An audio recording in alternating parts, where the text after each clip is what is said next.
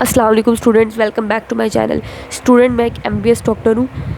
मैं आपको इंशाल्लाह बायोलॉजी की 9th क्लास की बायोलॉजी जो है वर्ड टू वर्ड पढ़ाऊँगी। अच्छा स्टूडेंट, पिछले पैराग्राफ में, पिछली वीडियोज़ में बायोएनर्जेटिक्स के दूसरे टॉपिक्स को कवर कर चुके हैं। जैसे कि हमने ऑक्सीडेशन रिडक्शन रिएक्शन के बारे में पढ़ा है, हमने बायोएनर्जेटिक्स की डिटेल डेफिनेशन पढ़ी है कि क्या इसकी डेफिनेशन है, क्या कहती है डेफिनेशन। ठीक है, अब हम एटीपी के बारे में पढ़ेंगे। एटीपी तो बहुत ही अहम टॉपिक है बायोएनर्जेटिक्स के अंदर, वेरी इंपॉर्टेंट। अच्छा, अब एटीपी क्या है? जिस तरह के देखो हमारी दुनिया में जो हमारी करेंसी है वो क्या है? रुपी। जो हमें कोई भी चीज़ ख़रीदनी हो, कोई भी चीज़ लेनी हो तो हम रुपीज़ का इस्तेमाल करते हैं। ठीक, मतलब हम इंसानों की दुनिया में जो एनर्जी है वो ये रुपी है, यही करेंसी है हमारी। लेकिन सेल की दुनिया में जो सेल की करेंसी है ना, वो एटीपी है। सेल की दुनिया में जो काम चलता है वो एटीपी से चलता है। जो सेल की दुनिया में काम हो रहा है, कोई एनर्जी जिसके पास है, वो एटीपी है। ठीक, तो एटीपी के बारे में क्या है? देखो लिखा हुआ है सेल्स एनर्जी करेंसी। ये सेल के अंदर किस करेंसी है? यही सेल की एनर्जी करेंसी है। ठीक, अच्छा, major energy currency of all cell. सारे के सारे जो सेल्स होते हैं हमारी बॉडी के, जितने भी सेल हैं, बेशक वो हमारे ब्रेन के सेल हैं जो कि न्यूरॉन्स होते हैं, बेशक वो हमारे हार्ट के सेल हैं, बेशक वो हमारे मसल के सेल्स हैं। ठीक, जितने भी सेल्स हमारी एपिथेलियल सेल्स हैं आपकी स्किन के ऊपर, जो भी सेल्स हैं ना, उन तमाम सेल्स को जो एनर्जी, उनके लिए एनर्जी करेंसी है ना, वो क्या है? एटीपी है। एटीपी क्या है? ये एक न्यूक्लियोटाइड है। ठीक, कार्ड एडिनोसिन ट्राईफॉस्फेट। एटीपी क्या है? ए से एडिनोसिन, टी से ट्राई, पी से फॉस्फेट। एडिनोसिन ट्राईफॉस्फेट ये एक न्यूक्लियोटाइड है। न्यूक्लियोटाइड जो होते हैं ना, ये आप आगे जाके पढ़ेंगे, जो डीएनए होता है ना वो भी न्यूक्लियोटाइड से मिलकर बना होता है, जो आरएनए होता है वो भी न्यूक्लियोटाइड से मिलकर बना होता है, और एटीपी भी एक न्यूक्लियोटाइड है। न्यूक्लियोटाइड जो होते हैं ना, ये इसके अंदर 3 चीज़ें होती हैं न्यूक्लियोटाइड के अंदर। एक न्यूक्लियोटाइड के अंदर शुगर होती है, एक न्यूक्लियोटाइड के अंदर नाइट्रोजनस बेस होती है, और एक फॉस्फेट ग्रुप होता है। ये 3 चीज़ें न्यूक्लियोटाइड के अंदर मौजूद होती हैं। क्योंकि ये भी एक न्यूक्लियोटाइड है तो इसके अंदर भी तीनों चीज़ें मौजूद होंगी। कौन कौन सी 3 चीज़ें? एक शुगर, ये देखो ये शुगर है, ये राइबोज शुगर है। शुगर का नाम है, मुख्तलिफ तरह की शुगर होती हैं। ये 5 कार्बन वाली शुगर है, 1 2 3 4 5। तो जो 5 कार्बन वाली शुगर होती है उसको राइबोज कहते हैं। ये राइबोज शुगर है। इसके अलावा मैंने आपको बताया कि न्यूक्लियोटाइड में एक नाइट्रोजनस बेस होती है। तो ये देखिए, ये नाइट्रोजनस बेस है। ये इसको नाइट्रोजनस बेस क्यों कह रहे हैं? क्योंकि इसके अंदर नाइट्रोजन मौजूद है। देखिए नाइट्रोजन आपको नज़र आ रहा है ना, ये इसलिए इसको नाइट्रोजनस बेस कहते हैं। और तीसरा कंपोनेंट जो होता है, तीसरी चीज़ जो होती है न्यूक्लियोटाइड के अंदर, वो फॉस्फेट ग्रुप्स होते हैं। ये देखिए फॉस्फेट ग्रुप। तो ये 3 चीज़ें मिला के एक न्यूक्लियोटाइड बनती है। क्या? एक शुगर, और शुगर भी कैसी होनी चाहिए? 5 कार्बन आइटम वाली शुगर होनी चाहिए। ठीक, और उस शुगर का नाम होता है ख़ास तौर पर जो 5 कार्बन आइटम वाली होती है उसको राइबोज शुगर कहते हैं। इसी तरीके से आपने ग्लूकोज भी देखी है। ग्लूकोज भी एक शुगर है, लेकिन वो 6 कार्बन आइटम वाली शुगर होती है। ठीक, यहाँ पे हमें 5 कार्बन आइटम वाली चाहिए। ठीक, और एक नाइट्रोजनस बेस होनी चाहिए, और एक फॉस्फेट ग्रुप्स होने चाहिए। ये 3 चीज़ें मिलेगी तो न्यूक्लियोटाइड बनेगा। तो ये भी एक न्यूक्लियोटाइड है, एटीपी। तो एटीपी के अंदर भी तीनों यही 3 चीज़ें मौजूद है। ठीक हो गया? अच्छा, अब वो कहते हैं it is the main energy source. ATP क्या है? क्या अहमियत है इसकी? यही तो एनर्जी सोर्स है for majority of the cellular function. Cell के अंदर जितने भी काम हो रहे हैं, ज़्यादातर काम एटीपी की मदद से हो रहे हैं। कौन कौन से काम हो रहे हैं? Like synthesis of macromolecule. Cell के अंदर मैक्रोमोलिक्यूल को तैयार करना है। आपको पता है सेल के अंदर न्यूक्लियस होता है, न्यूक्लियस के अंदर डीएनए पड़ा होता है, न्यूक्लियस के अंदर आरएनए पड़ा होता है। ठीक, इसके अलावा प्रोटीन सेल के अंदर चाहिए। सेल के सारा प्रोटीन्स, एंजाइम्स, सेल के अंदर एंजाइम्स जो होते हैं ना, वो प्रोटीन्स ही होती हैं। तो ये जो 3 चीज़ें आपने बनानी है, ये जो बड़े बड़े मॉलिक्यूल्स होते हैं सेल के अंदर, इसलिए इनको कहते हैं मैक्रो। मैक्रो मतलब बड़ा, मॉलिक्यूल मतलब बड़े मॉलिक्यूल्स। ठीक, तो ये जो बड़े बड़े मॉलिक्यूल्स है, डीएनए, आरएनए, प्रोटीन, इन तीनों बड़े बड़े मॉलिक्यूल्स को बनाने के लिए आपको एटीपी चाहिए। मूवमेंट, आप मूवमेंट कर रहे हो, एक जगह से दूसरी जगह जा रहे हो। ठीक, ये भी एटीपी की मदद से आप कर रहे हो। ट्रांसमिशन ऑफ नर्व इम्पल्सेस, आपके ब्रेन के अंदर जो एक न्यूरॉन से दूसरे न्यूरॉन तक जो पैगाम जा रहा है वो नर्व इम्पल्स की सूरत में जाता है। ठीक, और ये इलेक्ट्रिकल सिग्नल होते हैं। ये जो इलेक्ट्रिकल सिग्नल होते हैं, इनको काम करने के लिए भी एटीपी चाहिए। एक्टिव ट्रांसपोर्ट होती है। एक्टिव ट्रांसपोर्ट क्या होती है? ये देखें, सपोज कर ले, ये देखें सपोज कर ले एक सेल है। सेल के अंदर ना मॉलिक्यूल्स का आना जाना लगा रहता है। कुछ मॉलिक्यूल सेल के अंदर जा रहे हैं, कुछ मॉलिक्यूल सेल से बाहर जा रहे हैं। ठीक, ये आप चैप्टर 4 में पढ़ चुके हैं कि सेल एक सेमी परमेबल मेम्ब्रेन है, मतलब कुछ मॉलिक्यूल्स को अंदर जाने देता है, कुछ को नहीं जाने देता। तो सपोज कर लो ये वो मॉलिक्यूल है जिनको सेल ने अंदर जाने देना है। ठीक, अब देखो सेल के बाहर मॉलिक्यूल्स ज़्यादा है, पर्पल वाले, और ये सेल के अंदर मॉलिक्यूल्स कम है। चीज़ें हमेशा याद रखना, आपको मूव करती हैं हाई टू लो कंसंट्रेशन में हमेशा। ये तो एक रूल है, ये हर जगह अप्लाई होगा कि चीज़ें हमेशा मूव करती हैं हाई कंसंट्रेशन से लो कंसंट्रेशन की तरफ। जहाँ पे तादाद ज़्यादा होगी वहाँ से चीज़ें मूव करती हैं जहाँ पे तादाद ज़्यादा कम होगी उसकी तरफ। ठीक है, अगर यहाँ पे तादाद ज़्यादा है ना और यहाँ पे कम कम तादाद है, तो चीज़ें हमेशा ज़्यादा तादाद से कम तादाद की तरफ जाती हैं। यहाँ पे भी ज़्यादा तादाद थी, यहाँ पे कम तादाद थी मॉलिक्यूल्स की, तो ये मॉलिक्यूल्स बाहर से अंदर की तरफ आएंगे, खुद ब खुद आएंगे, कोई एनर्जी की ज़रूरत नहीं है। ठीक, ये प्रोसेस जो होता है ना, इसको कहते हैं पैसिव ट्रांसपोर्ट। ये भी हम पीछे पढ़ के आ चुके हैं। पैसिव ट्रांसपोर्ट क्या होती है?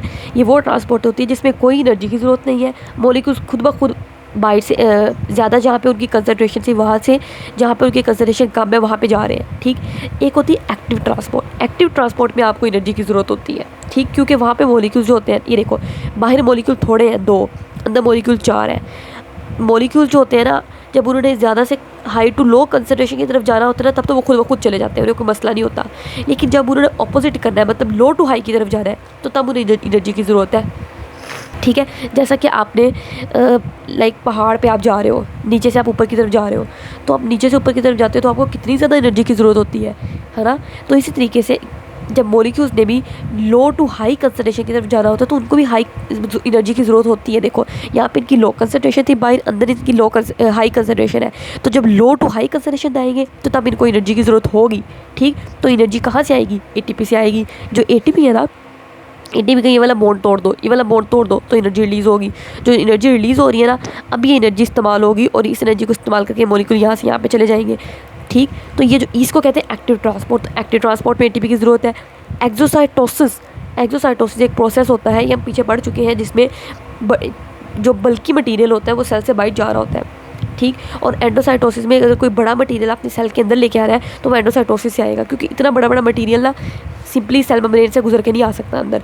तो सेल एक स्पेशल तरीका अपनाता है एंडोसाइटोसिस का। एंडोसाइटोसिस में क्या होता है, वो जो बड़ा मटीरियल है उसको एक छोटे से वैक्यूल में पैक कर दिया जाएगा और फिर सेल के अंदर डाल दिया जाएगा, उसको सेल के अंदर लाया जाएगा। ये एंडोसाइटोसिस का जो प्रोसेस है, ये जो एक्सोसाइटोसिस का प्रोसेस है, इसमें भी एटीपी की ज़रूरत होती है। तो आपने, ये बहुत इंपॉर्टेंट लॉन्ग क्वेश्चन आता है, इसमें आपने पहले लिखना है कि एटीपी है क्या, फिर आपने लिखना है एटीपी कहाँ कहाँ पे चाहिए होती है। एटीपी चाहिए कहाँ कहाँ पे? नंबर 1 हेडिंग बना, नंबर 1 पॉइंट्स बना के लिखे। नंबर 1 पे सिंथेसिस ऑफ मैक्रोमोलिक्यूल के लिए एटीपी चाहिए। नंबर 2 मूवमेंट के लिए चाहिए। Number 3 transmission of nerve impulse के लिए चाहिए। नंबर 4 एक्टिव ट्रांसपोर्ट के लिए चाहिए। नंबर 5 एक्सोसाइटोसिस के लिए चाहिए। नंबर 6 एंडोसाइटोसिस के लिए चाहिए। तो इस तरीके से ये आपने सारा एटीपी का बता देना है। इसके अलावा एटीपी को सबसे पहले डिस्कवर किसने किया था? 1929 में कैरल लोमैन, एक साइंटिस्ट था, उसने एटीपी के बारे में बताया था। एंड वाज प्रपोज्ड, और उसने बताया था to be the main energy transfer molecule. यही तो एनर्जी को ट्रांसफ़र करने वाला मॉलिक्यूल है इन द सेल के अंदर। और ये जो बंदा था ना, फिर इसको नोबेल प्राइज़ दिया गया था, नोबेल इसके काम की बुनियाद पर, फ्रिट्ज लिपमैन। ठीक है, इन 1941 नहीं सॉरी, इस पैराग्राफ में उन्होंने ये लिखा हुआ है कि जो एटीपी है ना, उसको डिस्कवर कैरल लोमैन ने किया 1929 के अंदर। लेकिन इसको बताया, ये इसके बारे में बताया कि ये तो बहुत इंपॉर्टेंट एनर्जी ट्रांसफर मॉलिक्यूल है सेल के अंदर। वो जो बताया है ना, वो बताया है फ्रिट्ज लिपमैन ने। और ये जो बंदा था फ्रिट्ज लिपमैन, जिसने इसके बारे में बताया था, इसको नोबेल प्राइज़ भी दिया गया था 1941 के अंदर, इसने बताया था। ठीक है, ये इसमें बताया गया कि एटीपी डिस्कवर किसने की, और एटीपी एक इंपॉर्टेंट एनर्जी ट्रांसफर मॉलिक्यूल होता है सेल के अंदर, उसके बारे में किसने बताया। ये 2 बातें इस पैराग्राफ में बताई हुई है। ठीक, अब मैं आपको पहले बता चुकी हूँ कि जो एटीपी होती है ना, इसकी जो एबिलिटी होती है कि एनर्जी को स्टोर करने को, एनर्जी को रिलीज़ करने की, due to its molecular structure, इसके स्ट्रक्चर की बुनियाद पे होती है। जिस तरह कि आपको एटीपी का स्ट्रक्चर नज़र आ रहा है, एटीपी के पास 3 सब यूनिट्स हैं, 1 2 3, ये 3 सब यूनिट्स होते हैं हर एटीपी मॉलिक्यूल के पास। पहला सब यूनिट कौन सा है? Nitrogenous base. ये देखो, ये नाइट्रोजनस बेस कौन सी है? डबल रिंग्ड, 2 रिंग्स है, एक ये रिंग और एक ये रिंग है। तो ये डबल रिंग नाइट्रोजनस बेस है। नाइट्रोजनस बेस क्यों कह रहे हैं? क्योंकि इसके पास नाइट्रोजन मौजूद है। ठीक, और इसका खास तौर पर नाम है एडेनिन। इस नाइट्रोजनस बेस का नाम खास तौर पर एडेनिन होता है। वैसे तो और भी कई तरह की नाइट्रोजनस बेसिस होती हैं, थायमीन हो गई, यूरासिल हो गई, गवानिन हो गई, लेकिन इसका नाम खास तौर पर जो इसके अंदर मौजूद है, इसको एडेनिन कहते हैं। ठीक, और दूसरा हमारे पास क्या है? एक राइबोस। राइबोस क्या है? मैंने पहले बताया आपको, शुगर है 5 कार्बन वाली। ठीक, और तीसरा phosphate group, 3 phosphate groups in a linear chain, जो एक लीनियर चेन में लगे हुए हैं, देखें एक लंबी चेन में लगे हुए हैं। ठीक, ये 3 कंपोनेंट्स, ये 3 सब यूनिट्स होते हैं एटीपी के। अब ये नीचे क्या लिखा हुआ है, ये देखो, आपने याद रखना है, जब भी sugar plus base, ribose sugar plus nitrogenous base, इन दोनों को मिलाएंगे ना, तो इन दोनों को मिला के हमेशा एक न्यूक्लियोसाइड बनता है। ठीक, इन दोनों को मिला के हमेशा न्यूक्लियोसाइड बनता है। ठीक, और फिर इसको भी मिला देंगे तो फिर न्यूक्लियोटाइड बन जाएगा। ठीक, और इन दोनों को मिला के देखो, शुगर को और एडेनिन, जब इन दोनों को मिलाते हैं ना, मतलब आपने इसको छुपा दिया है, ये मौजूद नहीं है, सिर्फ ये दोनों मौजूद है। तो इन दोनों को मिला के हम कहते हैं एडिनोसिन। एडेनिन इधर से आ गया और सीन इधर से आ गया, तो एडिनोसिन। ये देखो एडिनोसिन क्या है, राइबोज है, ये नीचे ये देखो राइबोज और ये एडेनिन है, इन दोनों को मिला के हम एडिनोसिन कहते हैं। ठीक, फिर एक फॉस्फेट ग्रुप आ जाएगा तो इसको कहेंगे ये एडिनोसिन है ना। और जब एक फॉस्फेट ग्रुप आ गया, जैसा कि मैंने ये 2 फॉस्फेट ग्रुप को छुपा दिया है, सिर्फ एक फॉस्फेट ग्रुप आपको नज़र आ रहा है, तो इसको कहेंगे एक फॉस्फेट है, मोनो का मतलब होता है एक, मोनोफॉस्फेट, तो इसको कहेंगे एडिनोसिन मोनोफॉस्फेट।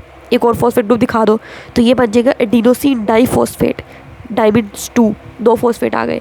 तीनों फॉस्फेट दिखा दो तो ये ट्राइमिड्स 3 ट्राइफॉस्फेट, एडिनोसिन ट्राइफॉस्फेट, इन दोनों को मिला के आपने एडिनोसिन कहना है। ठीक है, यानी कि ये दोनों जो है ना, इन दोनों को मिला के कहते हैं एडिनोसिन। ठीक है, ये दोनों क्या है, एडिनोसिन। ये देखो यही लिखा हुआ है उन्होंने, एडिनोसिन क्या है, राइबोज शुगर और ये नाइट्रोजनस बेस, ये एडिनोसिन थे। फिर जब इनमें आपने एक फॉस्फेट ग्रुप को डाल दिया तो एडिनोसिन मोनोफॉस्फेट बन गया, 2 फॉस्फेट ग्रुप को डाल दिया तो एडिनोसिन डाइफॉस्फेट बन गया, 3 फॉस्फेट ग्रुप को डाल दिया, एडिनोसिन तो है ही है, अब 3 फॉस्फेट है तो एडिनोसिन ट्राइफॉस्फेट बन गया। ये उन्होंने बताया हुआ है। ठीक है, इसके अलावा उन्होंने बताया हुआ है एटीपी जो है ना, it plays a central role as the energy currency in all the organism. ये तो बहुत बुनियादी रोल प्ले करती है एटीपी, एनर्जी करेंसी है सेल के अंदर। तो it must have appeared in the early history of life. तो ये तो जब से इंसान आया हुआ है दुनिया में, जब से इंसान की तारीख शुरू हुई है, तब से एटीपी मौजूद होती होगी, क्योंकि यही तो मेन एनर्जी करेंसी है। ये ना हो तो सेल काम कैसे करेगा, इंसान ज़िंदा कैसे रहेगा। सेल काम नहीं करेगा तो इंसान, सारा सेल से मिलकर बना हुआ है, तो इंसान ज़िंदा कैसे रहेगा। ठीक, तो एटीपी बहुत अहम है, ये उन्होंने इस तरह बताया है। बाकी जो अगली डिटेल वीडियो वो एटीपी की अगली वीडियो में पढ़ेंगे। उम्मीद है कि आपको अच्छे से समझ आ गया होगा। कोई क्यूरी है तो आप कमेंट सेक्शन में पूछ सकते हैं, और इंशाल्लाह अगली वीडियो में मैं आपको मज़ीद इसके बारे में, एटीपी के बारे में डिटेल से पढ़ाऊँगी कि इसके अंदर कितनी एनर्जी होती है। एक बॉन्ड टूटता है, ये बॉन्ड टूटेगा, फिर ये बॉन्ड टूटेगा, तो पहले ये टूटता है फिर ये टूटता है, तो कितनी एनर्जी रिलीज़ होती है। ठीक है, और ये सब कुछ हम अगले पैराग्राफ में पढ़ेंगे जाके इंशाल्लाह।